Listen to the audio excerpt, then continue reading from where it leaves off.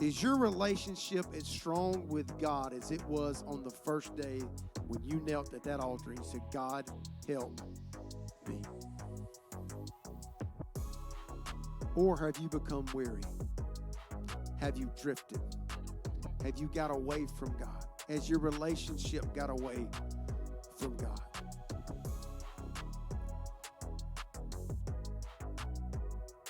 There's an old song that says, come home, ye who are weary, come home. Earnestly, tenderly, Jesus is calling. Come home. The Lord put this word in my spirit. And the word was revisit. Revisit. And I thought to myself, Lord, what are you trying to tell me and what are you trying to show me? But as I started preparing and I started studying and I started doing some just some self-evaluations, I went back to this date.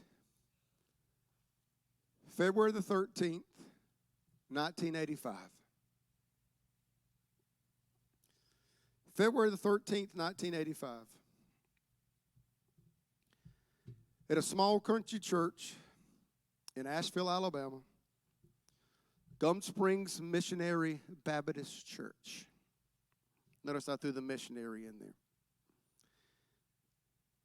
Standing about right here, as a 10-year-old boy, I gave my heart to God. It was on a Wednesday night church service. I want you to do something for me. I want you to close your eyes. If you're not closing your eyes, I'm going to call you out. I want you to close your eyes. I want you to take a deep breath. Felt better, didn't it? I want you to go back to the day that you asked God to come into your heart. I see some smiles on people's faces. If I come to you and ask you when and where, you could tell me. You could probably go back to the exact location and kneel where God saved you. Keep your eyes closed and let's take a little walk. I want you to think about the joy and the excitement and the happiness that you felt. The relief that you felt, the joy that you felt. And what a life-changing experience that was. On February the 13th, 1985, in Asheville, Alabama, at Gum Springs Missionary Baptist Church, I gave my heart to the Lord. As a 10-year-old boy, I remember how excited my parents were. I remember how excited my younger brother was for me.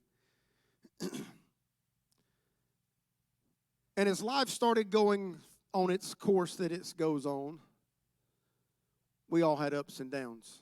Now, y'all don't fall asleep with your eyes closed, okay? It has ups and it has downs. As a 10-year-old boy, I was a pretty good kid. As a 15-year-old boy, I was a pretty good kid. I was diagnosed with a learning disability and ADD and ADHD at the age of 15.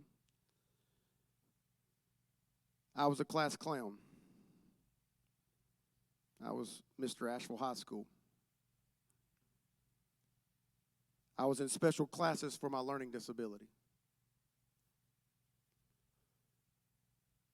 I was at some point made fun because I was diagnosed with ADD and ADHD. I survived high school, barely. I got my diploma. I then went to Gadsden State Community College. You can open your eyes if you want to. Y'all going to fall asleep. Heard somebody snoring. That's why I figured I'd say open your eyes. I moved on to Gaston State Community College. Supposed to be a 2-year college, community college. It turned into be a 3-year college. I was on academic probation. I remember my dad very, very harshly, and Mom, Dad, you're watching, good morning, looking at me and said, son, this is your last chance. This is it. I'm not paying for your college anymore if you can't make good grades. I said, yes, sir. Finally moved on to Jacksonville State University, 1996, I believe, somewhere around there. Survived the first year. Once again, diagnosed with a learning disability. I would take my test in college with the professor sitting in front of me, reading me the questions and me picking the answers.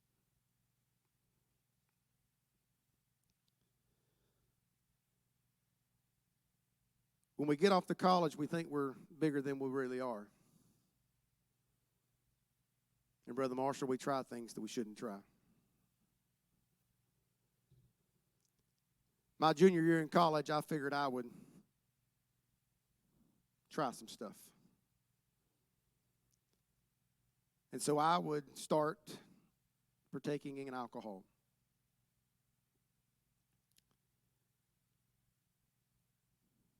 A lot of days I don't remember. A lot of things I don't remember.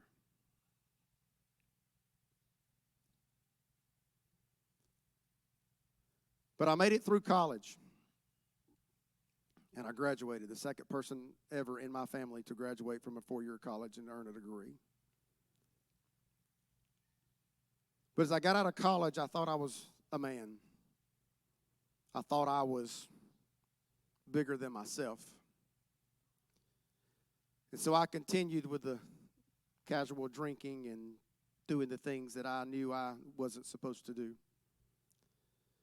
I would go out on Friday and Saturday night and do the drinking and come to Sunday morning and I'd run to the altar. And I'd say, God, forgive me. God, forgive me. I'm sorry. What did God do? He forgave me. But guess what Shane did? He went back to the same old, Mr. Jimmy. And as life went and life had its course of actions and avenues and ways and things that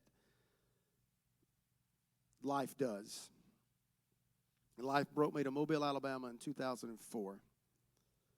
I was coaching at the University of Alabama at Birmingham, and the head coach got fired. As the head coach gets fired in college football, everybody gets fired, so I was out of job.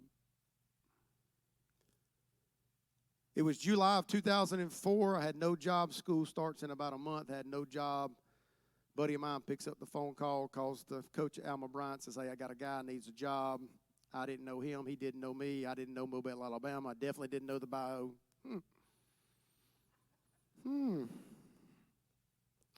Great people down there.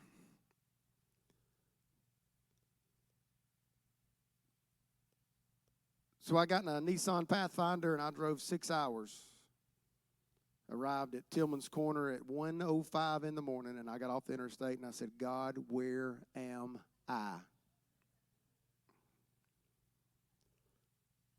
I pulled into the Holiday Inn, parked as close as the door as I could get, ran as fast as I could get, got in the hotel, locked my door, and said, God, help me.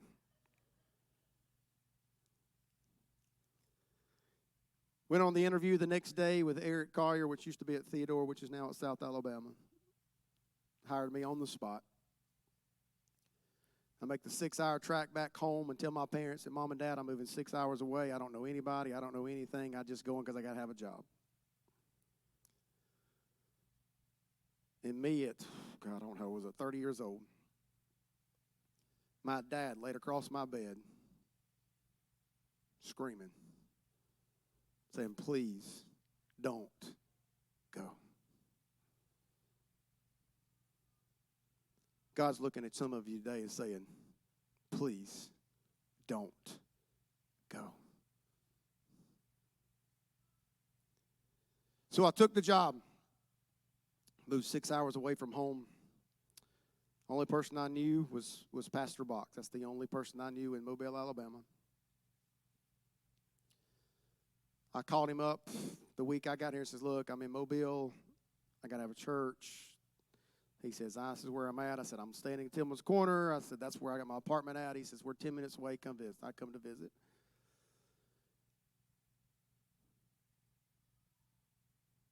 And I tell you all that to tell you this.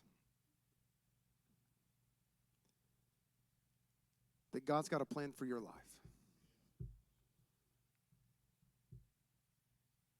But Garrett, sometimes we got to trust the unknown. We got to trust when we don't know what to do. We got to trust when we don't even know where we're going. And on February the 13th, 1985, when I gave my heart to God, that was my first love.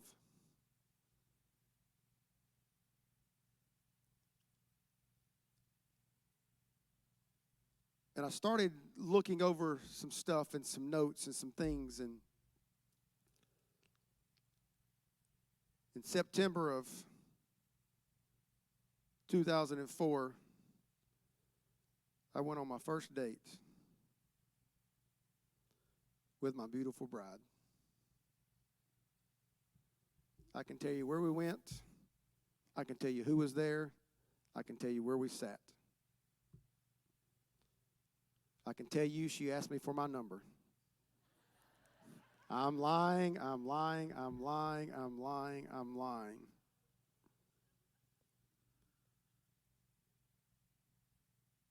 I asked her for her number. She quickly gave it to me, by the way. And I quickly called her. I said, hey, did you make it home? Yes, I'm home. And from there, we have been on life's journey. The ups, the downs, the goods, and the bads.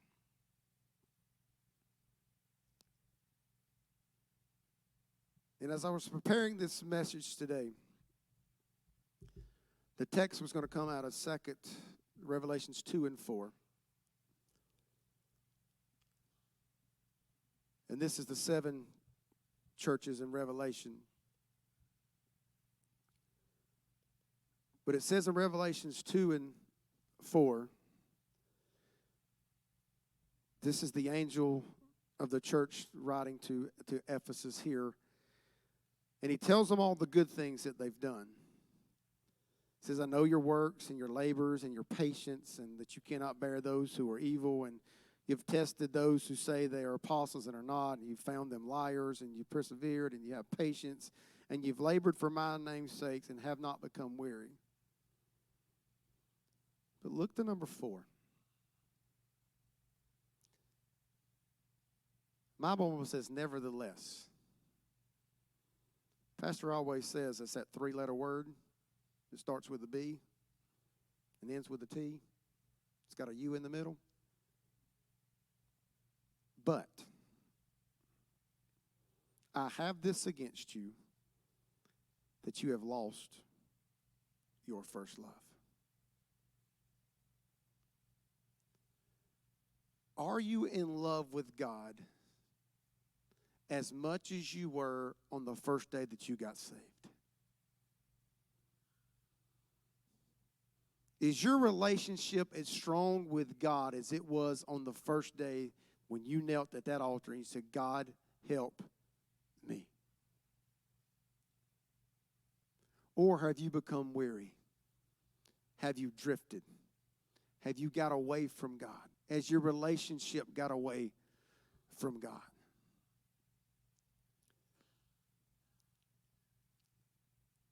There's an old song that says, come home, ye who are weary, come home. Earnestly tenderly, Jesus is calling, come home. We hope that you enjoyed this message. If you haven't done so already, be sure to subscribe to our channel for all the latest sermons and content from Oak Park Church. If you would like to help invest into and expand the ministry of OPC, you can do so by giving at opcmobile.org/give. If you made the decision to make Christ your Lord and Savior, be sure to share that news with someone, whether it be a friend or a family member. Let them know. You can also let us know by clicking the link below. We would love to pray for you and send you some materials to help you with your new walk with Christ. Thank you for tuning in and welcome to the OPC family.